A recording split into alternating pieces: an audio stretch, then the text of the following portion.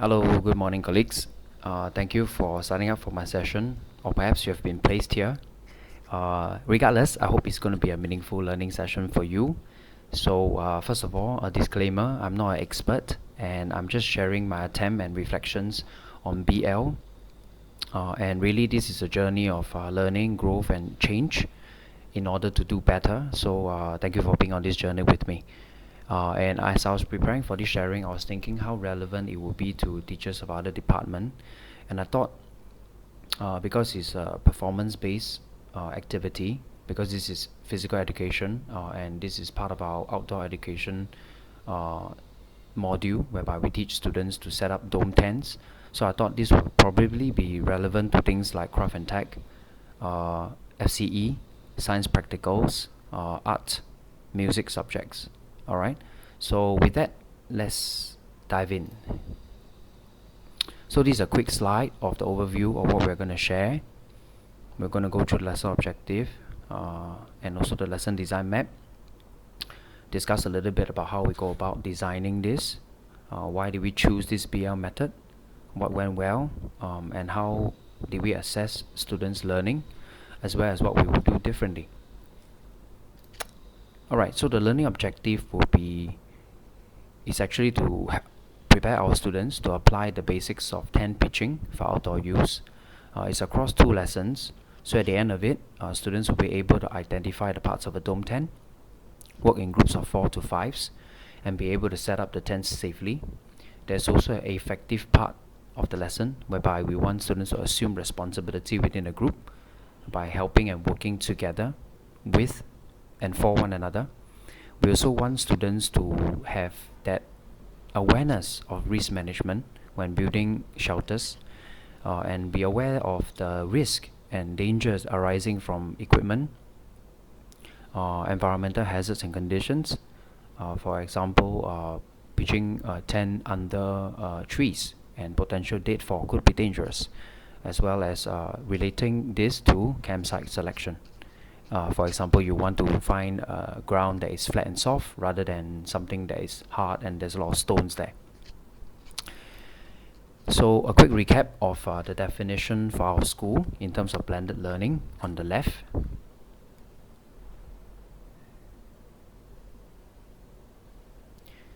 There are also various blended models that we can consider when planning for a BL lesson on the right.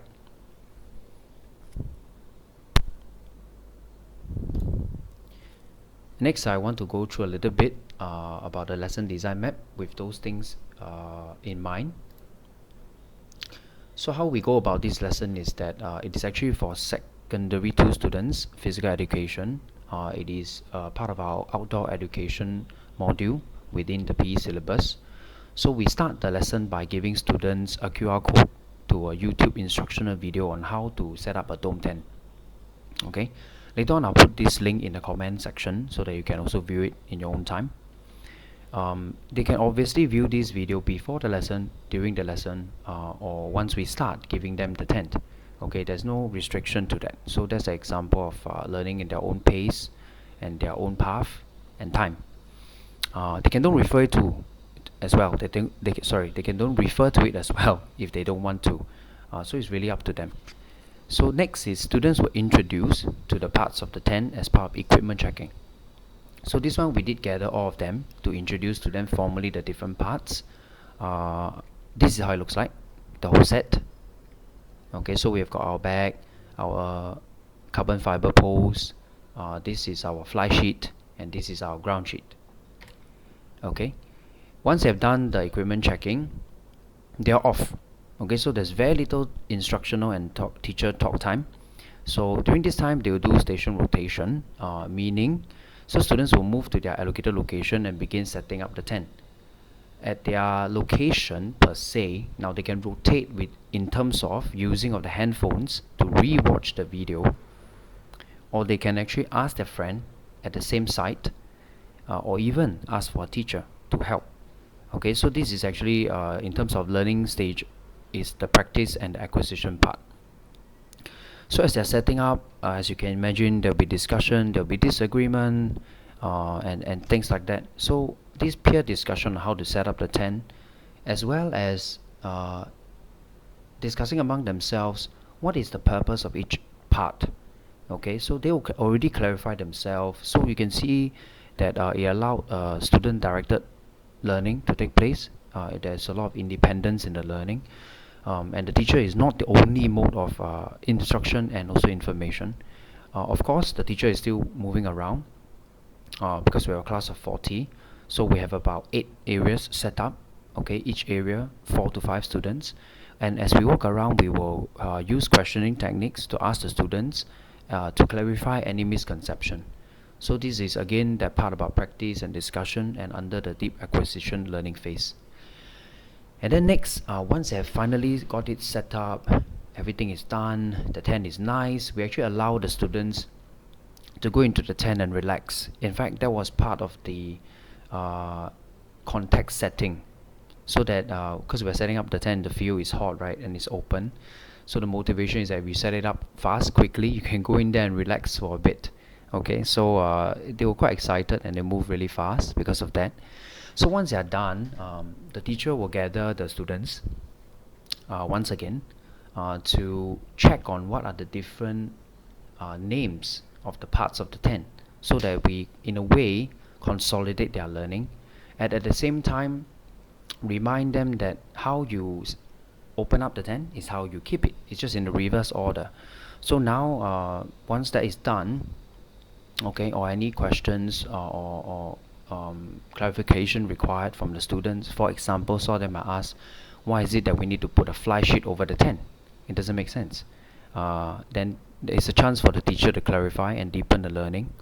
So once this Q&A is done, the students are told to go back to their original assigned area and now work together again and to keep the tent into its original packaging.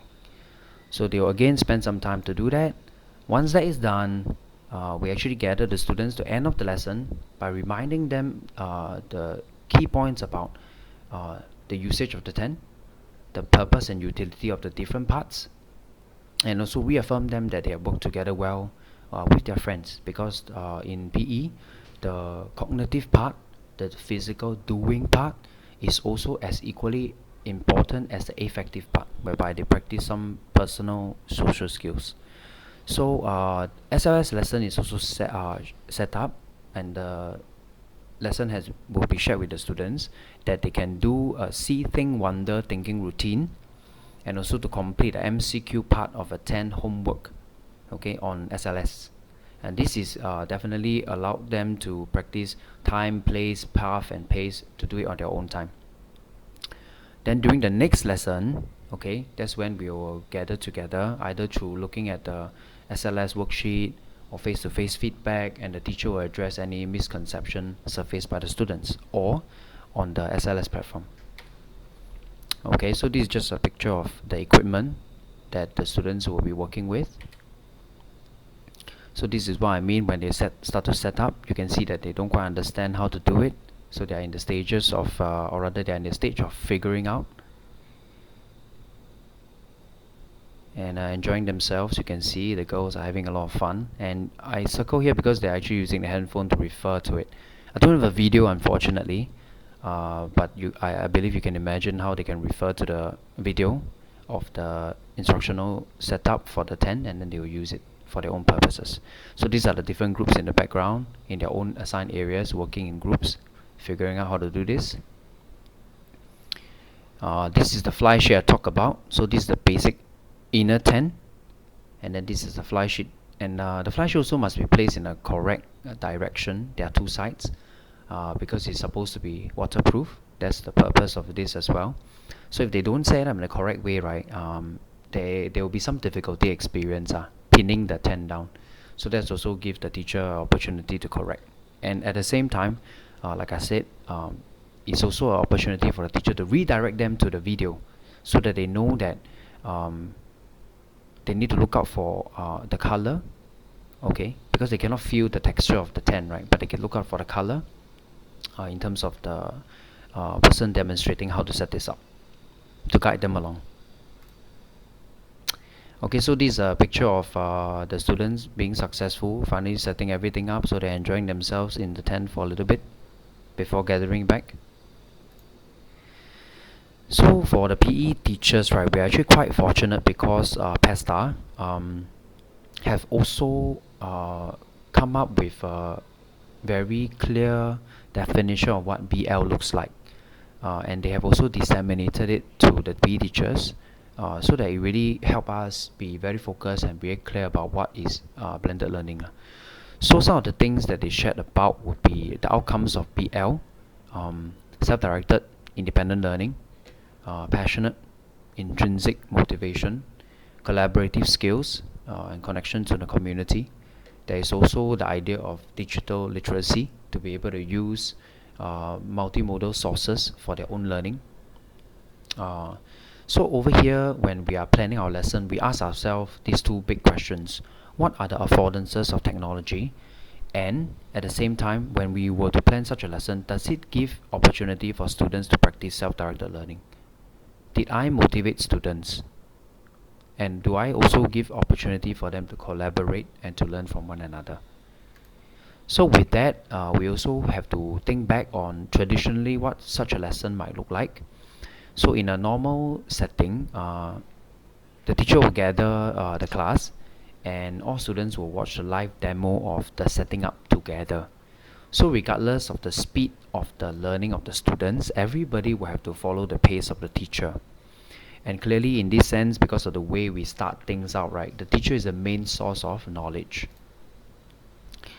Now with blended learning and multimodal learning, so how might this be done better, at least theoretically? Later on I'll share some practical challenges I faced. So the teacher only gathered the class to demonstrate the equipment check, resulting in less talk time and more practice time for students. By moving the basic instruction online, which is mainly the setting up and the troubleshooting of it all, the students have the opportunity to hit the rewind and fast forward their learning according to their speed of mastery, and therefore increasing student autonomy, okay, and also efficacy, especially when they experience success. Okay, again, unfortunately I don't have a video here, but I could tell you that when I was teaching the class, when the students were able to solve this problem themselves, especially after when they asked me for a solution and turned them away, I told them, I'm not quite sure how to set up the tent. Why don't you look at the video again? So when they looked at it, they finally realized, oh, they hook it in the wrong way, or maybe they used the fly sheet in the wrong direction. And then they figure it out, and when they experience success, that joy of learning is really evident, and was really motivating as a teacher watching this as well. So as I mentioned, students are empowered to be self-directed learners because of the mode of learning. The online resource, peers and teachers are all possible source of knowledge, so resulting in less wait time because the teacher is no longer the main mode of knowledge, and teacher is more of a facilitator, and we clarify doubts rather than give basic instructions. So the choice of the blended learning method, so there are some questions to self and considerations as well. So I asked myself, what is the best use of our face-to-face class time? The second question I asked was, how do we create more opportunity for hands-on activity, for inquiry, or even project-based learning? So as I thought about this, I realized perhaps, yeah, maybe we can try station rotation. Okay, so students will consume the online lesson independently, whether at home or during a face-to-face period in school, it's up to them.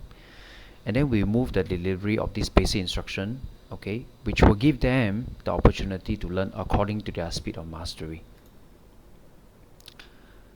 So a blended learning situation for us in station rotation looks like this.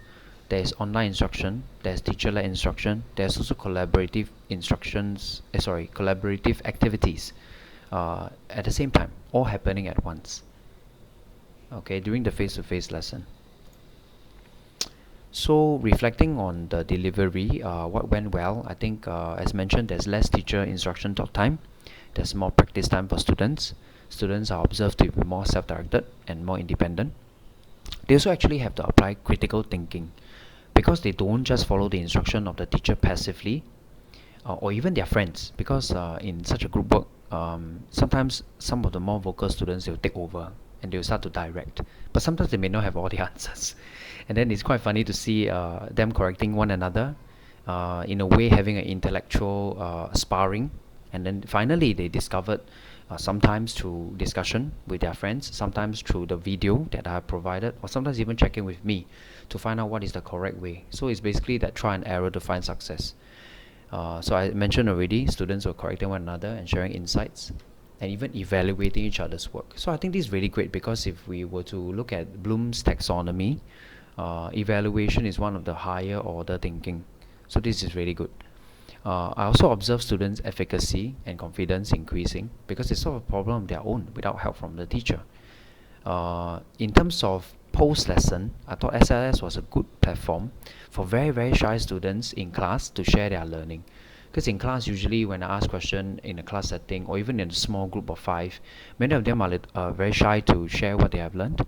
But for those who are shy, but they're actually thinking inside, doing that kind of class sharing, they may not be comfortable in sharing their thoughts with me. So I observed that SLS was a good platform whereby they actually share very insightful learning. Okay, in terms of next question, how do we assess students' learning? So live lesson observation of their ability to set up, because that's our lesson objective, and to keep the 10 efficiently was one of the method. I will show you a checklist that we use later on. During the second lesson, because the first lesson we introduce to them, we let them explore, we let them keep, but things are not really perfect, because when they set up, they can't do it very quickly. When they keep it, they won't able to fold it back properly as well. So but the first lesson is really just exploration for them. So during the second lesson, we have a challenge. They have to work together, set it up quickly, and keep it quickly, and I will check whether it's of my standard, so to speak. They must pass before it's considered the challenge complete. So this is tied in together with the challenge of keeping it fastest and setting up fastest as well. So during the post lesson, we also looked at the SLS work that they have done, whether is it a seating wonder. Those of you are not familiar, seating wonder is what do I see, what am I thinking about, and what do I wonder, based on the topic that we have learned. Okay, as well as the MCQ. Later on I'll show you how it looks like on the SLS. Yeah, so basically just the MCQ question that asks them the naming of the part of the 10. Yeah, and followed by face-to-face questioning as well in class. This one, whether it's the first lesson or second lesson, it doesn't matter. So I could see the students were asking things like, can you pass me that thing please? And then the second student would say, what thing? So I thought that was a good opportunity for me to tell the students, hey, what is the common term that we have learned? That is really the fly sheet, right? Or is that the ground sheet? What do you think that is? Okay. At the same time, it also gave me a chance to ask some students, why do you think the fly sheet should be set this direction?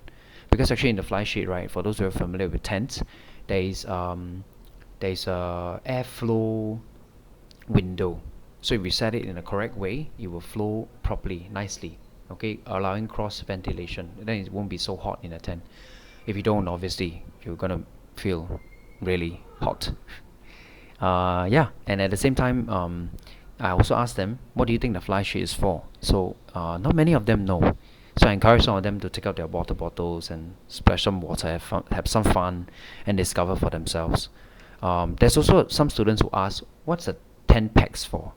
So it gave me a chance to explain to them that in a normal setting, when we set up the tent in the natural grass, unlike us in the artificial turf, we actually need to pin down the tent, okay, to make sure it's secure, so it won't be carried away by the wind. As well as for the fly sheet, we need to use some guidelines to extend the tent so that it gives it a bit of tension, so that when the rain comes, it doesn't rest on the tent, and sometimes it might collapse the tent actually. So this is the assessment checklist that we used.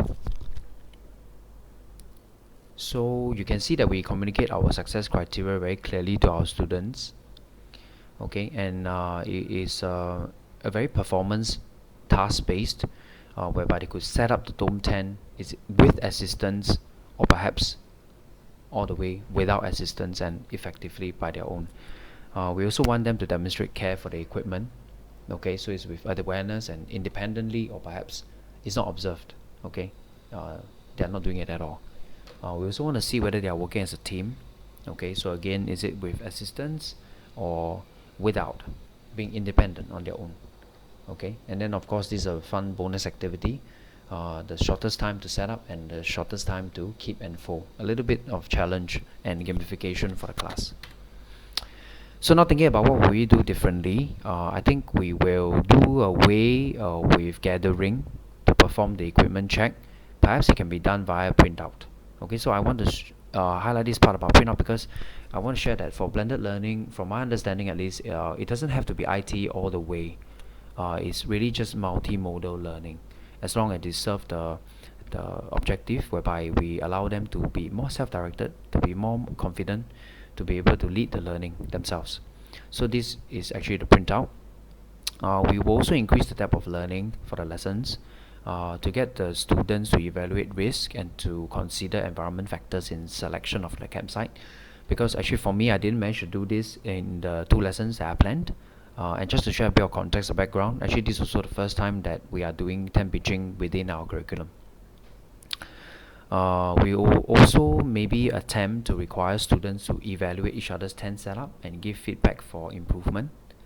So I think why we want to look into this is because over 2 lessons, I think for the second lesson especially, because once they're familiar with it, they're confident with the setup, it ended quite quickly. So to beef up the lesson and also to deepen the learning, perhaps these are some of the possible things we can do. So UG teachers listening to this, perhaps if you have got good suggestions later on, please leave it in the feedback session so we can improve the learning further. We also actually wanted to do tent pitching during the Sec 2 cohort camp, but because this year, because of COVID, at first we were still able to go to the campsite, but it became a non-residential one, and then obviously at the end of it, all of you know, we had to cancel it.